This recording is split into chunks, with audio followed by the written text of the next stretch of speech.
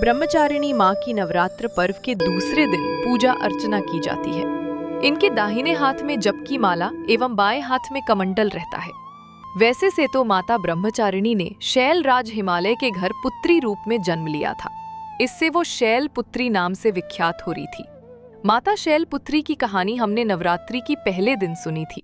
इनको ही माता पार्वती और हेमवती के नाम से भी जाना जाता है। और ऐसी मान्यता है कि एक बार हिमालय ने देवर्षि नारद से देवी पार्वती की जन्म पत्रिका को ठीक से जांच करने का आग्रह किया था। नारद जी ने देवी पार्वती की जन्म पत्रिका देखकर ये बताया कि आगे जाकर वो त्रिलोक के स्वामी महादेव की पत्नी बनेंगी। जब इस बात का पता देवी पार्वती को चला तो उन्होंने वन में जाकर भगवान शिव की कठोर तपस्या करनी शुरू कर दी। इस कठिन तपस्या के कारण इन्हें तपश्चारिणी अर्थात ब्रह्मचारिणी नाम से भी बुलाया गया।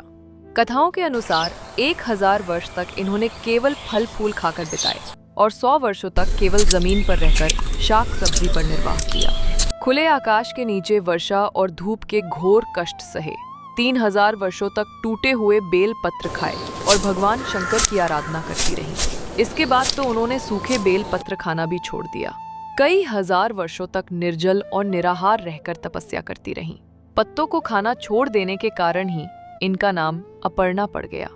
कठिन तपस्या के कारण देवी का शरीर एकदम क्षीण हो गया। देवता, ऋषि, सिद्धगण, मुनि सभी ने ब्रह्मचारिणी की तपस्या को अभूतपूर्व पुण्य कर्म बताया, सराहना की और कहा, हे देवी, आज तक किसी ने इस तरह की कठोर तपस्या नहीं की।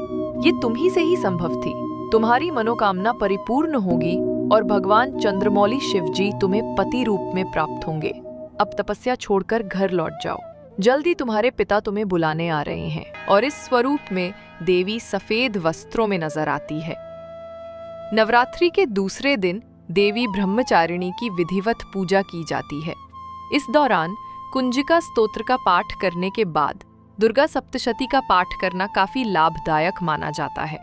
माता ब्रह्मचारिणी की आराधना का मंत्र है ओम देवी ब्रह्मचारिण्यै नमः, अर्थात जिन देवी का ओमकार स्वरूप है उन देवी ब्रह्मचारिणी को हम सभी नमस्कार करते हैं। कल तीसरे दिन हम चंद्रघंटा माता की कथा सुनेंगे, तो वो छूट ना जाए, इसलिए हमारे चैनल को सब्सक्राइब जरूर कीजिए।